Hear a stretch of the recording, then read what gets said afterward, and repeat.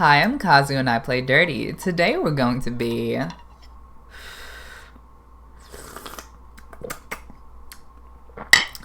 spilling the tea on Portent. So Portent is a feature that Divination wizards get at level 2. And what it does is that at the start of every day you roll 2d20s and record the results. Then, anytime during the day, you can use those Portent rolls to replace the roll for an attack roll, ability check, or saving throw on yourself or anyone you see. And you must do so before you see what the person would have rolled normally. So Portent is widely considered one of the most powerful features in the game, and I'm not here to argue that it is a bad feature. No, it is indeed incredibly strong. However, it comes with some pretty heavy drawbacks that not a lot of people talk about. So I'm here to outline those specific drawbacks so that if you were planning on playing a Divination wizard, you fully understand the limitations of Portent, and possibly consider other wizard subclasses if those fit your playstyle better. So let's start off with debunking the common myth that Portent guarantees the result of a roll. It does not. Yes, you replace the roll with the number you recorded, but you still have to add the relevant modifiers on top of that. So unless you know all of your allies and enemies' attack modifiers, ACs, ability scores, skill proficiencies, spell attack modifiers, spell save DCs, class feature DCs, saving throw proficiencies, and the DCs your DM sets to perform certain actions, you cannot guarantee that replacing the roll with Portent will work. With a bit of guesswork, it's certainly more likely to work than other similar features, but it is not guaranteed. Another general limitation of Portent is that it requires line of sight to the target, which conflicts with the typical strategy that at-range characters use to pop in and out of cover in between turns. Meaning, if you plan to use Portent, you have to end your turn out of cover, which in turn opens you up to be targeted by enemy ranged attacks and spells. But even if you stay out of cover, your other at-range allies will be popping in and out of cover themselves. So if your allies end their turn behind cover, and then are hit by a web or hypnotic pattern, you cannot Portent them to succeed the save because you cannot see them. So now that we've got all that out of the way, let's talk about how Portent is actually used in play. Well, on average, you'll get one low roll and one high roll each day. And what are you gonna use those rolls on? Well, you could use them on attacks to make one enemy attack miss and one allied attack hit per day. However, if we assume a 4-man party engaging in 6 combats a day, each combat lasting 5 rounds against 4 enemies, our party can expect to perform 120 attacks and receive 120 attacks in a day. So, if you're affecting one attack out of 120, you're not really having a significant effect on combat. Compare that to an Abjuration wizard with the Eldritch Adept feat, who can negate the damage from 5 to 10 attacks in a day. Or a Lore Bard that can affect 15 attacks in a day, assuming 2 short rests. Or even an Ancestral Guardians Barbarian who can reduce the damage from 20 to 30 attacks in a day. Basically, there's a lot of subclass options out there that affect attack rolls way more often than Portent. And that's not even considering that these other features can be used after you know that the enemy's attack has actually hit. So they guarantee they're being used when they matter. With Portent, you have to use it before you see the roll, so you could be replacing an enemy attack that would have missed anyway. Now, one thing that's unique to Portent is that it can guarantee a crit every 10 days. But remember, that's one crit out of 1,200 attacks. It happens so infrequently that its usefulness is questionable. Okay, so we know using Portent on attack rolls is inefficient. So what about using it on ability checks? Well, that's even worse, considering you make way more ability checks in a day than attack rolls. Your party could make hundreds of ability checks in a day, and making one check succeed isn't going to have much of an impact. But what if you use it strategically on the one ability check that matters? Well, usually in that case, you want to use it on persuasion, intimidation, deception, insight, stealth, or perception checks. And these checks aren't usually a one-time deal. You usually have to make multiple of them to accomplish a single task. Portenting one isn't going to be of much help. Alternatively, you could portent an initiative check, which could have an impactful effect on combat. But again, it's iffy because you don't know your enemy's initiative modifiers. I will admit that portenting a counterspell or dispel magic check is a powerful and effective use of the feature, especially considering you usually know the DC.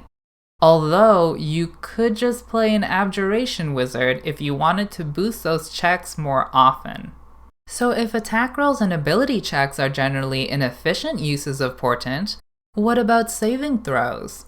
Saving throws are infrequent enough and carry impactful enough effects that they are usually the most efficient use of portent. For the high roll, you may be tempted to use it on concentration checks. But if your concentration is being threatened, you usually have to make multiple checks. So in that situation, the effectiveness of portent is diminished. However, using the high roll to make you or your ally succeed on a save against a devastating spell, like Tasha's Hideous Laughter, Hold Person, or Banishment, is a very effective use of the feature. So for the low roll, what kind of saving throw do we want our enemies to fail? Well, let's take a look at what kind of spells a wizard has access to. Broadly speaking, we've got 4 types of spells. Spells that don't require a saving throw, like Sleep or Wall of Force. Spells that require multiple targets to make a saving throw, like Web and Hypnotic Pattern. Spells that require a single target to make multiple saving throws, like Tasha's Hideous Laughter and Hold Person. And finally, spells that require a single target to make a single saving throw, like Suggestion and Banishment. Portent is only really effective on that last category of spells, where a single target makes a single saving throw, because we only have a single low roll. However, the wizard's best, most reliable spells fall into the first 2 categories: spells that either don't require a saving throw at all, or spells that require multiple targets to make saving throws. And therein lies the unwritten trap of Portent. It encourages you to learn and prepare unreliable spells. Let's say at level 3, you learn and prepare Levitate and Suggestion, because they work well with Portent. The first encounter of the day, you portent your Suggestion and steamroll the combat. However, for the next 5 encounters, you won't have a low portent to use. If you use Arcane Recovery, you've got 2 more 2nd level spell slots for the day, and it's possible that casting Suggestion 2 more times will result in successful saves and be a waste of your actions and spell slots. Meanwhile, if you didn't have Portent and chose to learn and prepare more reliable spells like Web, Maximilian's Earthen Grasp, or Flaming Sphere, you'd probably have been more effective throughout the day. We have to also consider that wizards will learn 4 2nd level spells before they gain access to 3rd level spells. And there are more than 4 2nd level spells that wizards want to learn. So learning unreliable spells comes at the heavy cost of delaying learning the more reliable ones. You feel this clog of spells known and prepared harder at lower levels, but it still exists at mid-levels when divination wizards are tempted to learn more unreliable spells like Banishment and Disintegrate. But what if you just don't take these spells? I mean, you're not required to take them. Well, if you don't, then Portent has very little effect on combat, and you were better off taking a different subclass in that case. And again, if you do take these spells, your spellbook is then cluttered with unreliable spells. So you're stuck in a catch-22 where you're being put in a suboptimal position, whatever you do. Okay, let's say you're willing to take the risk and specialize in these unreliable spells despite the very heavy cost.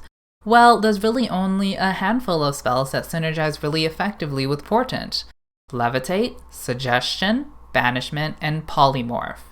Which means, at level 2, you won't have anything to use effectively with Portent. And past level 8, you'll have more effective options that don't rely on Portent, especially considering that Legendary Resistance, which bypasses Portent, won't be uncommon past level 8, and using spells that don't require a saving throw, like Wall of Force, will be generally the smarter option. So Portent has a limited lifespan between level 3 and 8, which isn't bad because a lot of play occurs between those levels, but definitely a limitation to keep in mind, especially considering the Divination Wizard's other features aren't really that impactful. So to recap, Portent is generally inefficient compared to other similar features other subclasses get. It really shines when it helps you or your allies save against a devastating spell. However, if you use it with offensive spells, you get stuck in a catch-22 where the only way to take advantage of Portent is to clog your spellbook with unreliable spells. I by no means am discouraging anyone who wants to play a Divination Wizard from playing one.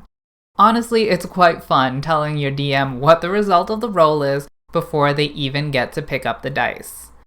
I'm just here to clarify the limitations of Portent that a lot of people don't talk about, in case you'd be interested in playing a different subclass, like the Abjuration Wizard, Lore Bard, Ancestral Guardians Barbarian, Fathomless Warlock, Battlesmith Artificer, and many others, which have similar features that can be used more often and more effectively. Feel free to like, subscribe, and comment your thoughts on Portent. Thanks for watching, see you in the next video. Oh, and why don't you let me prestidigitation your cloak on your way out, on the house.